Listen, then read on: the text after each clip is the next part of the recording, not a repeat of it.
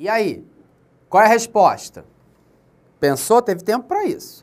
Então, laborei 3 horas a mais, não foram 2. Não recebo? Claro que não, né, gente? Olha aqui. Apesar do legislador, olha na tela, ter limitado em até 2 horas o número de horas extras prestadas pelo empregado, as horas prestadas além desse limite também serão pagas como extras, sob pena de o empregador enriquecer ilicitamente as custas do empregado. Claro, previsão na súmula 376 do TST. A limitação legal da jornada suplementar a 2 horas diárias não exime o empregador a pagar todas as horas trabalhadas. Então, laborou extraordinariamente 2 é a regra, 3, 4, 5, 6 horas por dia, vamos lá, vai me pagar todas as horas como se fossem extras, tá? Item 2, o valor das horas extras habitualmente prestadas integra o cálculo dos haveres trabalhistas, independentemente da limitação prevista no caput do artigo 59 da CLT. Vai computar todas as parcelas. É verba de natureza salarial, ok? Maravilha. Bom, deixa eu agora fazer uma pergunta para você aqui. Preste atenção em mim. Eu posso contratar, te chamei para entrevista, eu já celebro com você previamente a seguinte situação. Olha, você vai trabalhar em regime de horas extras, sim. Você vai elaborar de cara 2 horas a mais. Eu posso, na pré-contratação, fazer isso com você? O empregado, na mesma hora, tem que aceitar, só não conseguir a vaga. Posso? O TST responde para a gente. Põe na tela. Súmula 199 do TST. A contratação do serviço suplementar, quando da admissão do trabalhador bancário, é nula. Observa, volta comigo.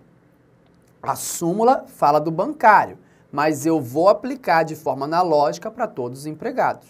Tudo bem? Continua a leitura na tela. Os valores assim ajustados apenas remuneram a jornada normal, sendo devida às horas extras, com adicional de no mínimo 50%, as quais não configuram pré-contratação, se pactuadas após a admissão do bancário, tá? Então não tem esse papo de fazer pré-contratação de horas extras, não, ok? Não vai ter nenhum valor. Bom, vamos ver agora as formas de prorrogação. A primeira é a regra, que nós já vimos, mediante acordo escrito individual entre empregado e empregador ou por norma coletiva, é o 59. A duração normal do trabalho poderá ser acrescida de horas suplementares em número não excedente de 2, mediante acordo escrito entre empregador e empregado ou mediante contrato coletivo de trabalho. Aí o parágrafo 1º. Do acordo ou do contrato coletivo de trabalho deverá constar obrigatoriamente a importância da remuneração da hora suplementar, que será pelo menos 50% superior à hora normal. Beleza, essa aqui é fácil, essa aqui é a regra, nós já vimos. Banco de horas. Essa é boa. 59, parágrafo 3º. Parágrafo 2º. É banco de horas ou compensação anual, posso chamar assim também. O que diz a legislação? Poderá ser dispensado o acréscimo de salário se por força de acordo ou convenção coletiva de trabalho, o excesso de horas em um dia for compensado pela correspondente diminuição em outro dia, de maneira que não exceda, no período máximo de 1 ano, a soma das jornadas semanais de trabalho previstas, nem seja ultrapassado o limite máximo de 10 horas diárias. O que é esse banco de horas? O empregado trabalha mais um dia e trabalha menos em outro. Beleza. Banco de horas só pode ser realizado mediante negociação coletiva. Não pode ser feito banco de horas mediante acordo escrito entre empregado e empregador. Não, só por negociação coletiva. Eu trabalho mais um dia e menos em outro. Eu faço 1 hora extra mais hoje e o empregador tem um prazo de 1 ano para compensar essa hora a mais que eu trabalhei. O banco de horas tem a limitação também de 2 horas por dia, ou seja, totaliza as 10 horas, como falou aqui. Só que tem uma peculiaridade. O empregador, nesse sistema de banco de horas, não precisa, não está obrigado a pagar o adicional de horas extras de no mínimo 50%. Então, repetindo, banco de horas, até 2 horas a mais, tá? Eu trabalho mais um dia e menos em outro. Banco de horas só pode ser feito por negociação coletiva, não pode por acordo individual escrito entre empregado e empregador, ok? Banco de horas, o empregador não precisa pagar, não paga o adicional de horas extras. Eu faço 1 hora extra hoje e o empregador tem um prazo de 1 ano, até 1 ano, para ele compensar essa 1 hora que eu trabalhei a mais hoje. Qual é a principal vantagem do banco de horas para o empregador? Ele não paga o adicional de horas extras. E para o empregado? Não tem nenhuma. Não tem nenhuma. Particularmente, não vislumbro nenhuma ideia. Mas, professor, eu entendi. O empregador tem o prazo de 1 ano para compensar. Até 1 ano. Maravilha. E se nesse prazo eu cumprir a hora extra hoje e ele ainda vai compensar? Não compensou ainda. E se nesse percurso aí ele me dispensar ou eu pedir demissão? Não compensou. E aí? E aí que nessa hipótese ele vai ter que pagar para você essa hora não compensada como se fosse horas extras. Artigo 59, parágrafo 3º, que já está na tela. Na hipótese de rescisão do contrato de trabalho, sem que tenha havido compensação integral de jornada extraordinária, na forma do parágrafo anterior, fará o trabalhador jus ao pagamento das horas extras não compensadas, calculadas sobre o valor da remuneração na data da rescisão.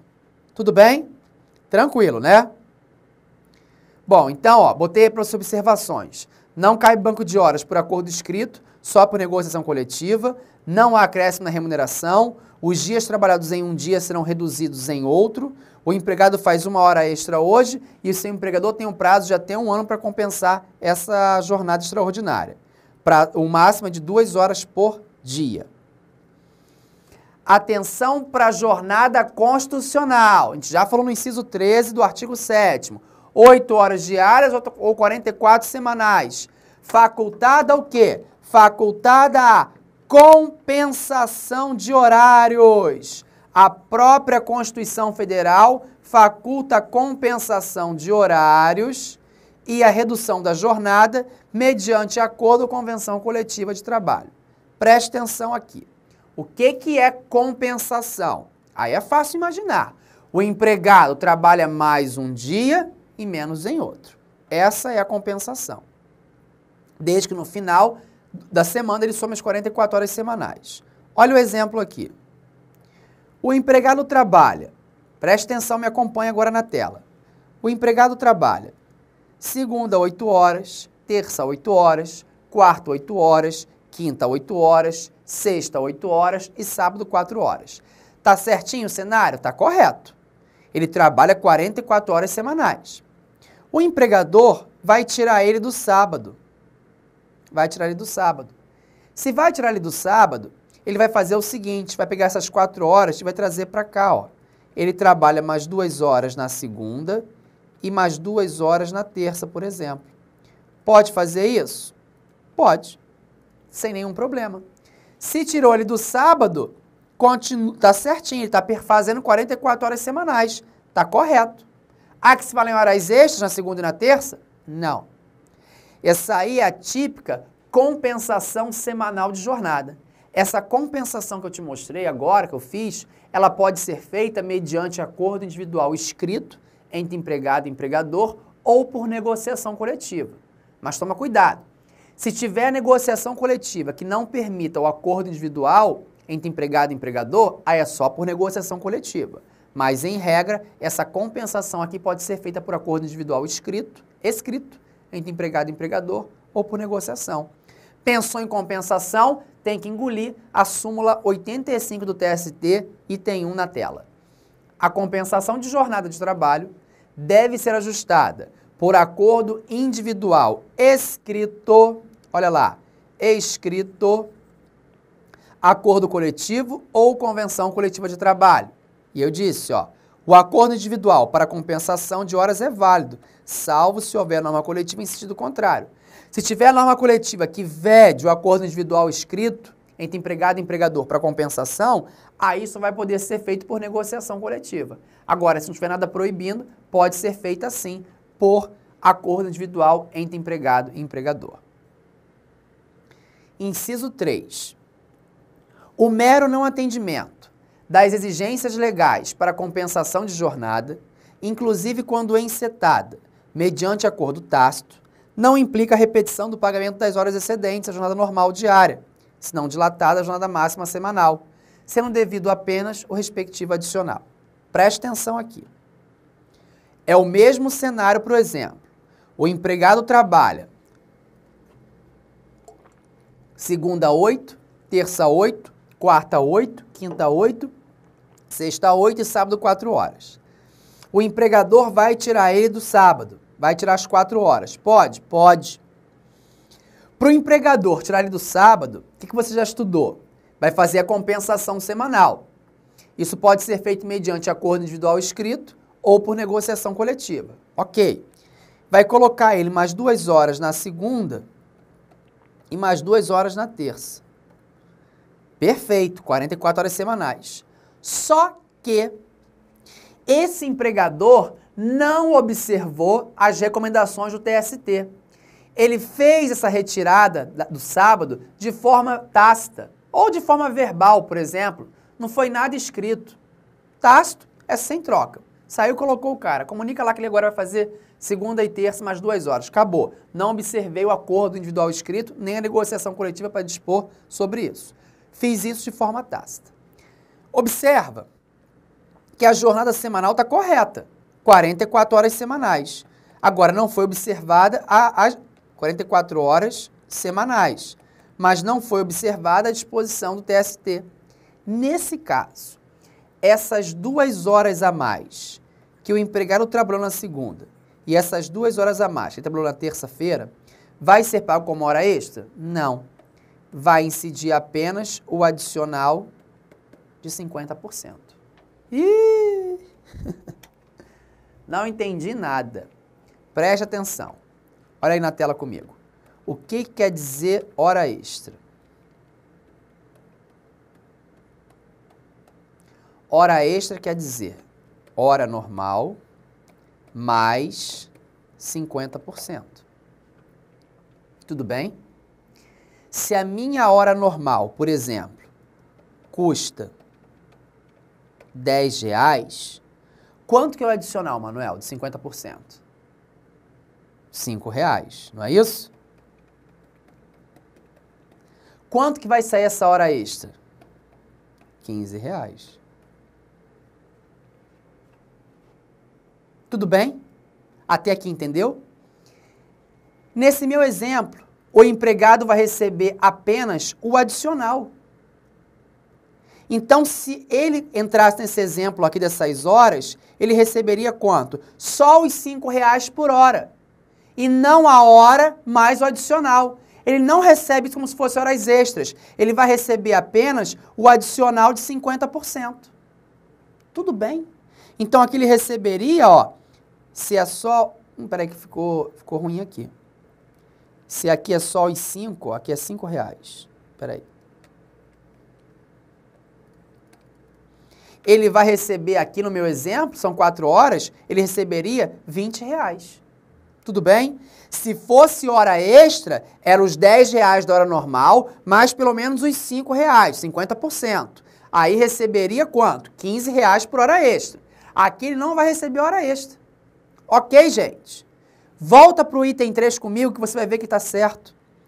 O mero não atendimento das exigências legais para compensação de jornada, inclusive quando encetada, mediante acordo tácito, não implica a repetição do pagamento das horas excedentes à jornada normal diária, senão dilatada à jornada máxima semanal, sendo devido apenas o respectivo adicional. Não ultrapassou a jornada semanal, gente. Continuou fazendo 44 semanais. Então está correto. Só que não acabou. Tá? Deixa eu apagar isso aqui, senão você não vai ver a explicação.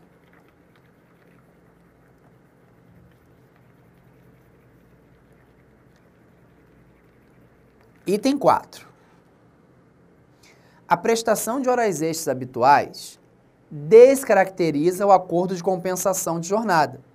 Nesta hipótese, as horas que ultrapassarem a jornada semanal normal deverão ser pagas com horas extraordinárias, e quanto àquelas destinadas à compensação, deverá ser pago a mais apenas o adicional por trabalho extraordinário. Exemplo: o empregado trabalha 8 horas na segunda, 8 na terça, 8 na quarta, 8 na quinta, 8 na sexta, 4 no sábado. Domingo é o repouso semanal remunerado dele. Beleza. Mesma coisa. O empregador vai tirar ele do sábado. Tem que tirar ele do sábado para fazer a compensação semanal. Pode fazer isso mediante acordo individual escrito entre empregado e empregador ou por negociação coletiva. Maravilha! Ele fez isso, por exemplo, por acordo individual escrito. Tá certinho. Ele cumpriu o requisito. Botou o empregado mais 2 horas na terça e mais 2 horas na segunda. Ok. Só que, além disso, esse empregado trabalha mais 2 horas na quinta e mais 2 horas na sexta. Observa, as horas que serviriam para compensação são essas aqui. São essas aqui. Já está aqui. São essas. Que totaliza, ele saindo daqui do sábado, 44 horas semanais. Só que além dessas, ele presta mais 2 horas extras na semana. Então a jornada dele vai lá, ó, pro espaço. 48. Maravilha. O que o TST diz? Em relação às horas que servem como compensação, essas aqui, que foram destinadas à compensação, o empregado vai receber apenas o adicional de 50%. Já quanto essas horas extras habituais, sabe o que acontece com elas? Elas, grava essa palavra, as horas extras habituais, ela descaracteriza o acordo de compensação semanal. Nesse caso, aqui sim, você vai receber como se fosse horas extras, que é hora normal mais 50%.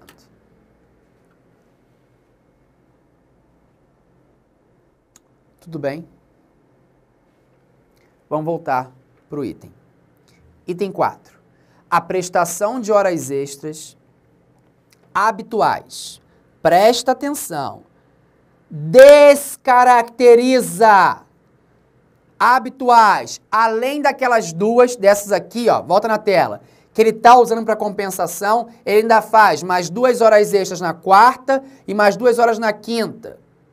Então, isso descaracteriza o acordo de compensação semanal. Nesse caso, as horas que ultrapassarem a jornada semanal normal, 44 horas, deverão ser pagas como horas extraordinárias. Ok, já marquei aqui, ó, hora extra. Tudo bem. Que bagunça, hein? Hora extra, beleza. Aí seguindo. E quanto àquelas destinadas à compensação, quais são? Essas duas aqui, ó. Destinadas à compensação, deverá ser pago a mais apenas o adicional por trabalho extraordinário, ou seja, os 50%. Tudo bem? Ah, professor, eu não aceito. Não aceitar é diferente, mas não rejeita para a prova. Olha a explicação lá, ó. Além das 2 horas que o empregado, Ezinho, compensa na segunda e na terça, ele ainda presta horas extras habituais. O TST entende que a prática de horas extras habituais descaracteriza o acordo de compensação de jornada. Qual é a penalidade? Em relação às horas destinadas à compensação, o empregador vai pagar apenas o adicional de 50%. Quanto às demais horas extras que ele presta, o empregador vai pagar normal, hora extra, hora normal mais 50%. Tá? Maravilha! Já fizemos compensação, vamos seguir. Vamos falar das outras formas de prorrogação de jornada. Necessidade imperiosa, artigo 61 da CLT. Ocorrendo necessidade imperiosa, poderá a duração do trabalho exceder do limite legal convencionado, seja para fazer face a motivo de força maior, seja para atender à realização ou conclusão de serviços inadiáveis ou cuja inexecução possa acarretar prejuízo manifesto. Então, essa aqui é a necessidade imperiosa. Vamos dividir ela. Força maior. O que é força maior? É todo acontecimento alheio à vontade do empregador. Todo. Tudo bem? Incêndio, inundação, enchente, beleza. Se ocorrer força maior, você vai fazer horas extras? Vai. E não vai ter limite de horas. Todo mundo fica para ajudar. Ó, não há limite de prestação de horas extraordinárias. Mas você recebe o adicional de 50%. Beleza. Se for realização ou conclusão de serviços inadiáveis. Aí eu coloquei o exemplo aí. O término da concretagem de uma laje de obras. Eu não sei se você sabe que se você está fazendo uma laje de obra, em uma obra, você tem que terminar a laje no mesmo dia. Você não pode fazer parte da laje e depois ir embora. Não, tem que ser no mesmo dia. Esse é o exemplo clássico da doutrina dos livros. Então, nessa hipótese, se você não terminou o serviço, vai fazer horas extras? Vai. Porque aquilo ali pode correr um perigo manifesto se não for terminado. Então, nesse caso, a CLT limitou em 12 horas diárias. Ou seja, você pode prestar até 4 horas, tá? E ganho adicional, claro. Agora, se for o serviço cuja inexecução possa acarretar prejuízo manifesto, você faz armazenamento de produtos perecíveis, alimentos perecíveis. Isso estraga. Se você não armazenar, vai estragar no dia seguinte. Nesse caso, você também pode prestar horas extras, limitada a 12 horas diárias, mais 4 horas, e vai receber também o adicional, tá? Bom, essas hipóteses que a gente está falando aqui da necessidade imperiosa, que está aqui, foi o título, necessidade imperiosa, essas hipóteses todas, elas independem de acordo escrito ou por negociação coletiva, tá? Único requisito, comunicar ao órgão local do Ministério do Trabalho e Emprego dentro de 10 dias dessa possibilidade, e fala o parágrafo 1º, ó. O excesso, nos casos deste artigo, poderá ser exigido independentemente, é na hora, hein, de acordo ou contrato coletivo, e deverá ser comunicado. Esse é o único requisito, gente. Dentro de 10 dias, a autoridade competente em matéria de trabalho ou, antes desse prazo, justificado no momento da fiscalização, sem prejuízo dessa comunicação, tá? Então, único requisito, comunicar à autoridade local competente do Ministério do Trabalho e Emprego, em 10 dias. Mesmo na hipótese força maior, você vai fazer jus ao adicional de 50%. Parágrafo 2º, nos casos de excesso de horário, por motivo de força maior, a remuneração da hora excedente não será inferior à hora normal. Nos demais casos de excesso previsto neste artigo, a remuneração será, pelo menos, 50% superior à hora normal, e o trabalho não poderá exceder 12 horas, desde que a lei não fixe expressamente outro limite, tá? Então, mesmo que na força maior não é tão expresso, não vai ter a limitação de horário. Você vai ficar para ajudar. Não tem limitação de 12 horas, nem de 10 horas, mas o adicional você recebe, tá? Na hipótese de interrupção do trabalho, ocasionada por motivo de força maior ou desastre, pegou um incêndio na empresa. Todo mundo assistiu o incêndio lá. E aí? O bombeiro chegou, apagou o fogo. Tem que ajudar, tem que ficar para ajudar. Aí fala o seguinte, ó.